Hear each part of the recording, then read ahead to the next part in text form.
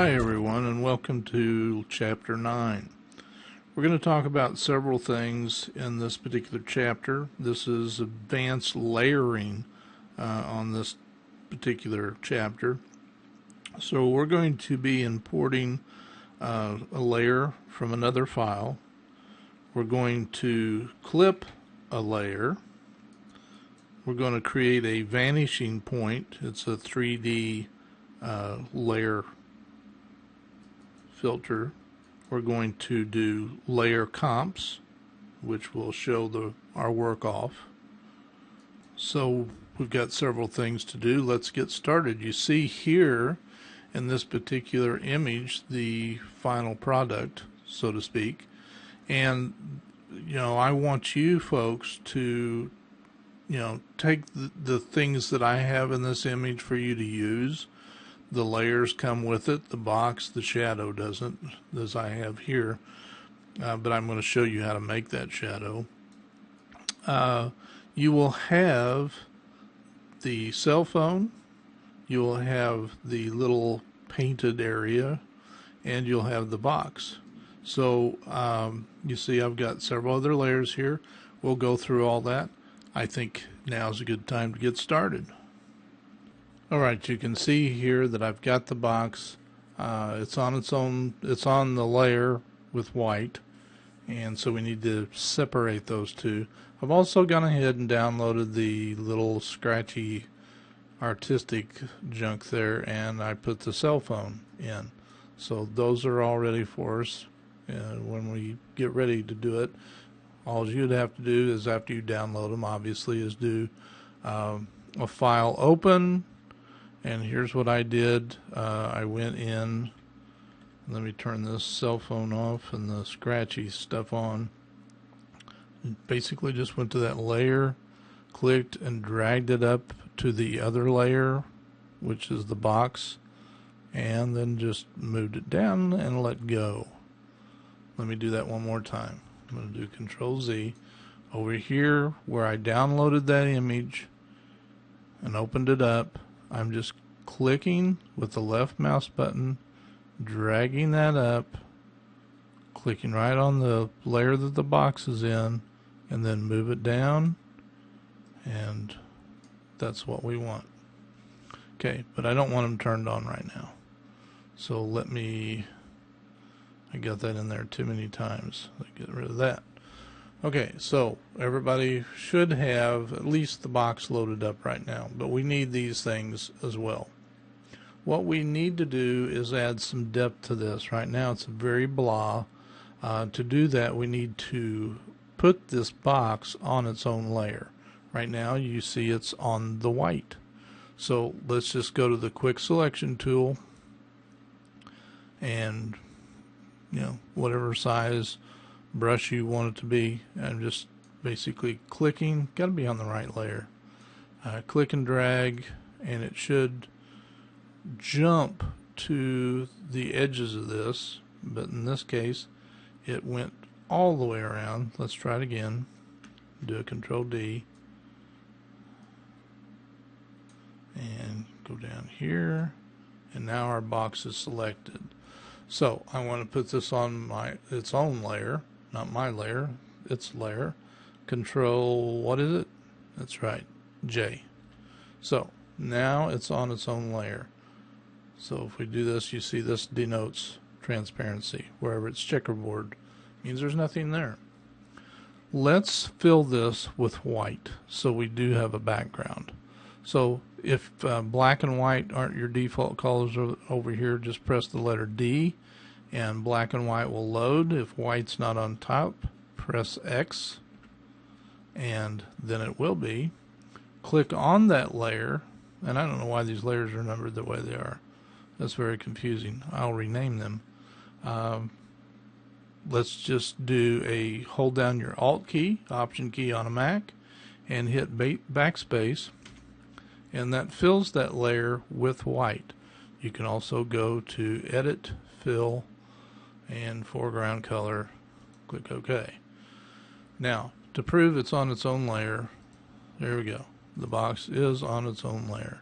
We're going to put a shadow, drop shadow, on this box. to add some depth. So we go down to the little FX at the bottom of the layers palette, click on that, and go to drop shadow. And notice immediately we've got a shadow around it.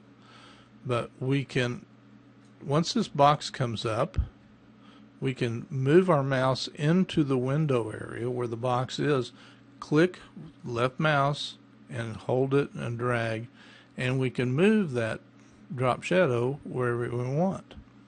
Right now it's not that important where it sits. We can just leave it right there, and you don't have to adjust anything that's there.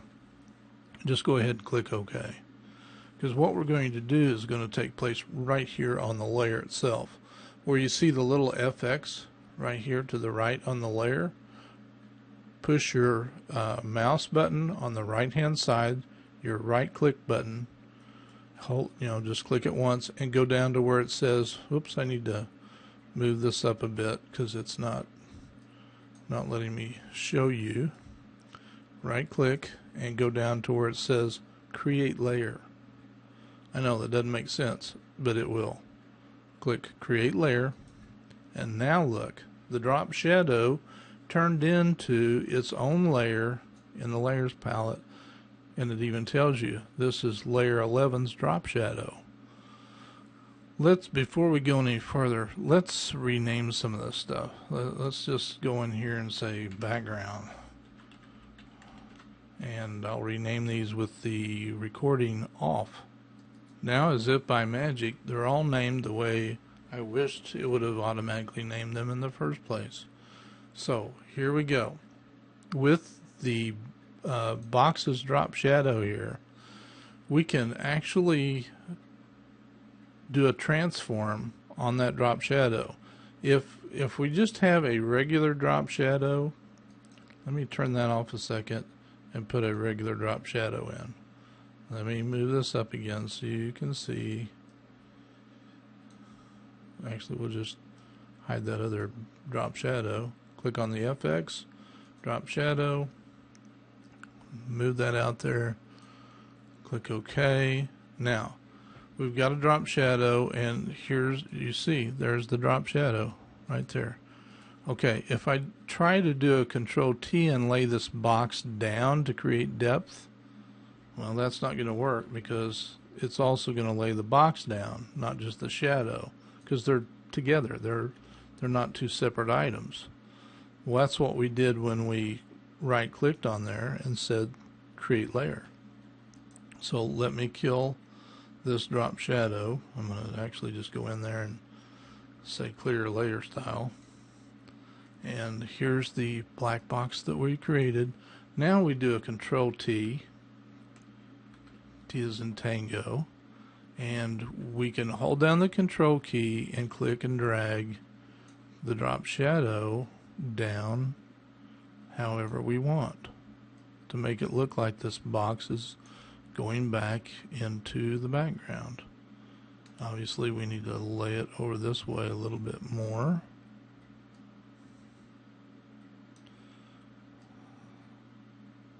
Now don't be dismayed by this under here. Let me just go ahead and hit enter, or we can just double click inside that box. Remember, this shadow is on its own layer.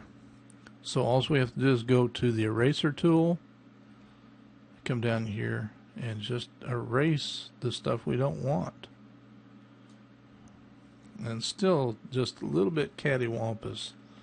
So let's do this, bring it out there a little bit more.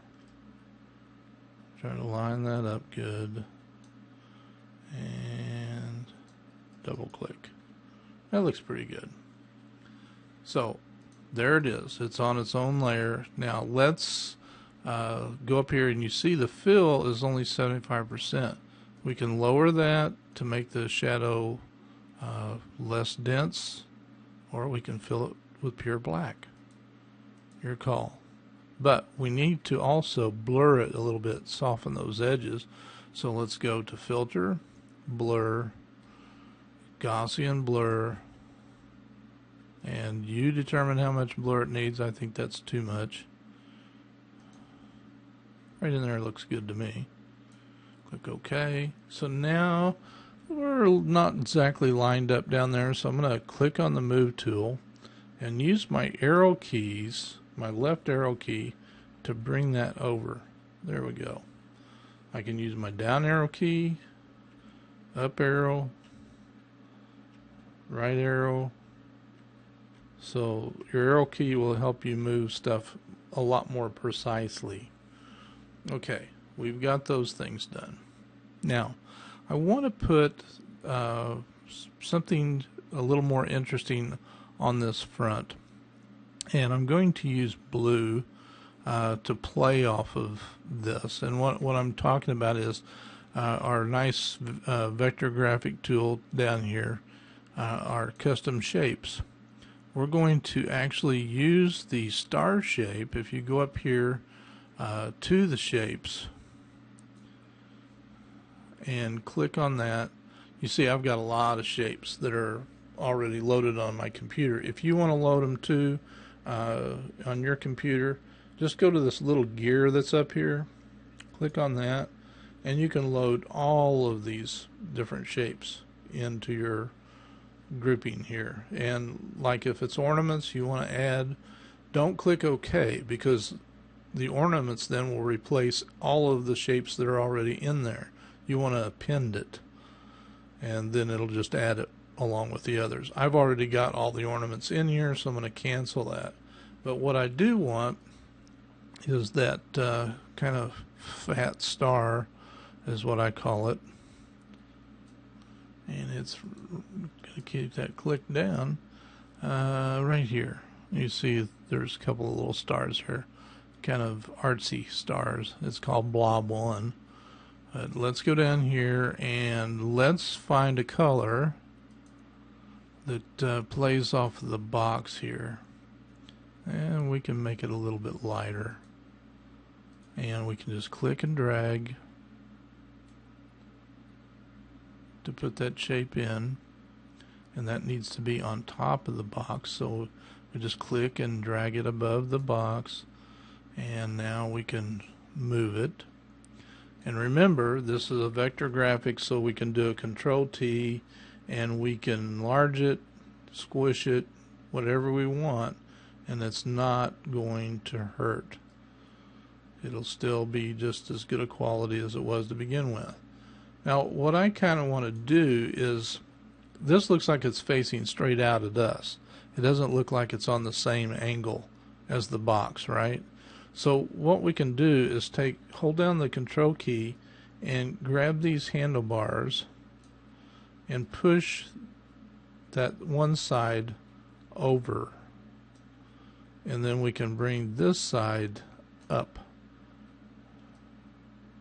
a little bit. See how it's going back in a little bit? And we're basically kind of like that. Double click. Now, here's what I'm doing. I want to put this painting thing, scribbling's actually what it is, inside that. So I'm going to drag the painting thing down and put it below this shape. And then I'm going to turn that on, and I'm going to come up here, hold down my Alt key, and actually I need to do this a little bit differently. Let's put that up here and see if we can't clip that right into there. So now you kind of get the idea, I think. All right, let me undo that. Step back a little bit here. The painting needs to be over the top of that star, and then hold down your Alt key and go in between these two layers. If you let go of the Alt key, see, it doesn't do anything, but if I hold down the Alt key, that means it's going to move this to the right and going to put this picture into that shape. So I click, and there it goes inside. So now with that layer selected, I can move that scratchy stuff around inside all I want. I can also go down here to that shape and do a Control T and make it fatter if I want to. And move it over a little bit. And then go back to this layer again, and I can move that scratchy, painty thing around. All right, what about the cell phone? We're going to do something a little bit different with the cell phone. I'm going to turn it on. I'm going to do a Control A, Control C to copy it. I'm going to turn it off. I'm going to go back up here to Filter, and I got to be on the box layer. Sorry about that. Go to Filter, Vanishing Point. And here's, if you got a box that's all set up like this, this grid, just hit the backspace key and that'll go away. Make sure this tool right here, Create Plane tool, is selected. Then we just click and click to make our square, rectangle, whatever. And that creates this grid. Now I'm going to do a Control V as in victory to paste. Remember the cell phone? So there's the cell phone. Now watch what happens when I bring the cell phone around. You see, it looks fine, looks normal, and all of a sudden, whoa, it's going down the side of the box. So right here, this little thing will let us transform it. That's the transform tool. So we can click it, put it in here, bring it down. Remember, if you want to resize it to keep the perspective right, you just use your shift key, hold it down, and we'll put it in there, say, and let's make it a little smaller to fit inside that area. I'm going to have to make that shape a little bit bigger. Alright, we'll say that's wonderful. We'll click OK, and the star is covering it up, so we can't see it. If I turn it off, there it is. So we can't do it that way. That'll be underneath everything. So let me undo that. Control Alt. I'm going to do a Control Alt Z. That's Command Option Z on a Macintosh. And let's just turn the cell phone on, and this time do a Control T on the cell phone, and we'll do the same thing with it by pushing these with the Control key down, and we can make it look like it's going to the face. It's the great thing about using that Control key. We can twist things and make them look like they're going back. And now let's hit enter and see what we got. Do a Control D to turn that off. And I think that's pretty convincing that it's on that. And we can also put a little drop shadow. I know we got some black in there already, but we can put a little drop shadow on this thing. Move that out of the way so you can see it. And we will bring that in. Bring that in. Let's bring that out a little bit again. And let's make it soft. And size should say soften. Click OK. And now you see what the front of the box looks like. Alright, now we also have a file that has text on it, which will go, let me move that a little bit, which will go down using my arrow keys. It will go down the side panel of this image. That's one of the things we want to do. Now we can really, I just got through with a painting that probably had around 40 layers to it. And it's easy to get lost when you have that many layers. So a good thing to do, we've talked about it in a previous chapter, but a good thing to do is using layer comps. So the things that are going inside this shape, we can put them in their own little file folder. So right here is the file folder, and we can just call this phone art, and we can put this inside that, and we can put this inside there, and we can put the star inside there. And so when that's turned off, everything is turned off, and we don't have to show those layers either. We can click this little down arrow, and there are those layers. Up arrow, turn off. Now imagine, if you will, you're working for somebody, and you come up with some ideas and you don't want them to see them all at once. You put them inside of a layer comp and turn them on as needed. I also did that with the painting that I just presented to the customer, and they said, can you make that tree a little darker? Well, thankfully in advance I had made a copy of it 2 different shades, and so I was able to click and bring in exactly what the customer was wanting. Alright, let's move that over just a little bit. I'm going to now bring in the sidebar text, or this side panel text. And here's the way the file looks. If we do a file open, here it is, box side, and there you see what it looks like. We can go ahead and click OK, and that puts it on its own or in its own file. And what we're going to do is do a Control A, Control C to copy it, Command A, Command C on a Mac. Now we're going to do the little trick we did a while ago. We're going to go to Filter, got to be on the right layer, put it on that box, highlight the box, Filter, Vanishing Point, and we want to hit delete or backspace. We want to put the grid right here on the side, so we click here, here, here, and over here. And this gives us the grid we want. Let's do a Control V as in victory.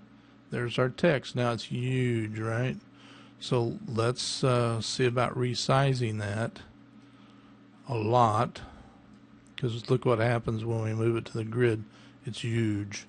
So let's shake it down some more.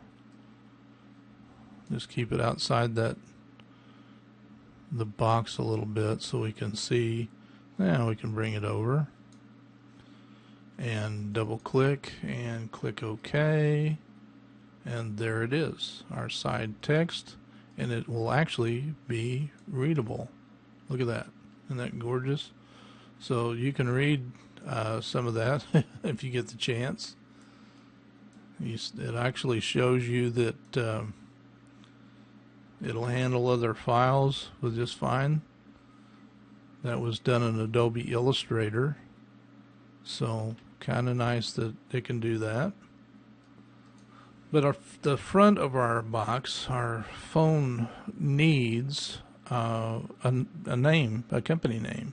So that's another thing we want to do, is bring that in and put it down the box. So let's do a file open, and here's the name of the company, Cryon. So I'll double click that and click OK, and do a Control A, remember, to select all. Control C, back to our main page again, make sure the box is selected. This time we want to go to Filter, Vanishing Point, and we're going to change the grid to be on the front. So I'm going to hit backspace and make sure this is selected, and click up here and over here. It doesn't have to be exact. That's the beauty. And we'll put that there. And again, we'll do the Control V as in victory, Command V on a Mac. And here's the text. Watch the magic as it rolls around. There it is. Cryon Tech Phones. If you read the text on the side, Cryon will make more sense to you. But look, I think that's amazing how that just wraps into that grid. Now we can also click on the transform tool and make this whatever size, and notice it's keeping the perspective forward on the box, not facing out towards us.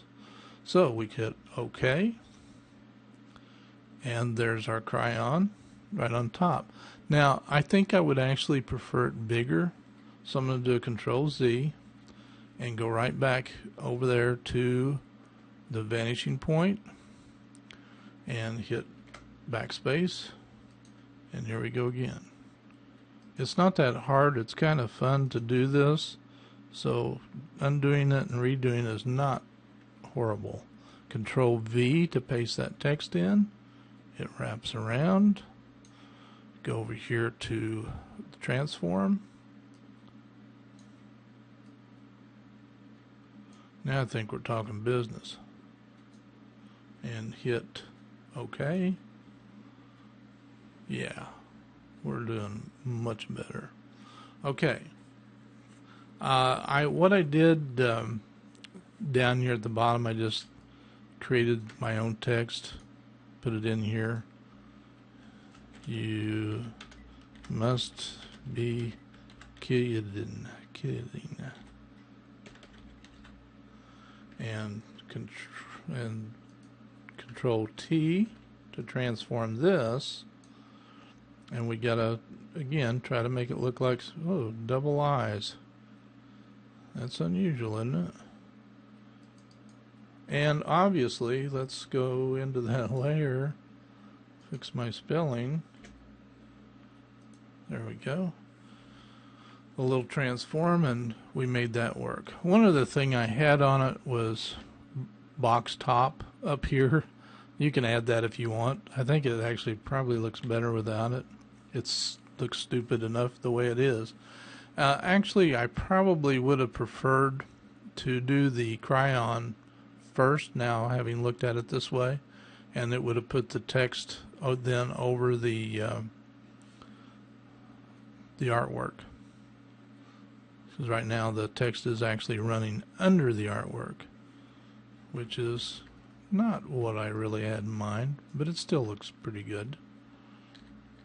It's all about doing things in a particular order. Now with the layer selected up here at the top, I'm going to do something a little bit different. I'm going to go to adjustments and turn on the use saturation adjustment and just kind of run that up and see what happens on the box. I kind of like that. That's the beauty of these adjustment layers. We can play with the colors in these and see what we like best. This kind of plays off the orangey color inside, and the best thing is if we don't like it, we can turn that off. If we want to go back and readjust it, we can anytime we want, simply by clicking right on that and come back over into the adjustments and again find what makes you happiest and change the, I'm probably partial to the, get a little saturated, I'm probably more partial to that, or something with the oranges playing off that. So your call. We have all the ingredients to make great changes. Now if we wanted to put this out on the web, for example, or send this to somebody in an email, here's the thing. We don't want to send them a PSD file, and we want to make the thing as small as we possibly can. If you look down here in the bottom left, you see that this document, if it were flattened, would be 14.3 megabytes. As it stands right now, it's 45.5. So that's a pretty good size file. We don't want to send that to somebody like that. Let's look at the image size. So it's 300 resolution, but it's only basically 7 by 7 inches. So what we need to do is flatten. So you go up to the top of your layers palette. Right over here you see the little down arrow switch. Click it, and we're gonna flatten the image. So now all of our layers went bye-bye, and now look over here. The document is now like 13.5 megs. So when we save that out, we can save it out as a really nice JPEG and put it on the desktop and keep the resolution good and high. When we click save, we have a slider here. All the way up to 12 is only going to be 1.2 megabytes. And here's what it was inside of Photoshop. This is still going to be a great looking file, and I'm going to prove it. I'm going to save it over here, and here it is on my desktop. Let me close this real quick. This and this and this, and here is the image. And if I right click on it, go to properties, there you see it, 1 1/4 megs. If I right click on it again and go to open with, I will go to Windows Photo Viewer. Look at the quality. I mean, it's great quality. You can't beat that. You can still read the writing on the side of the box. And you can see the details of the camera inside the iPhone, sorry. And I just wanted to show you how great that was, and to be able to save it off as a really nice JPEG. Talk to you all later. Bye-bye.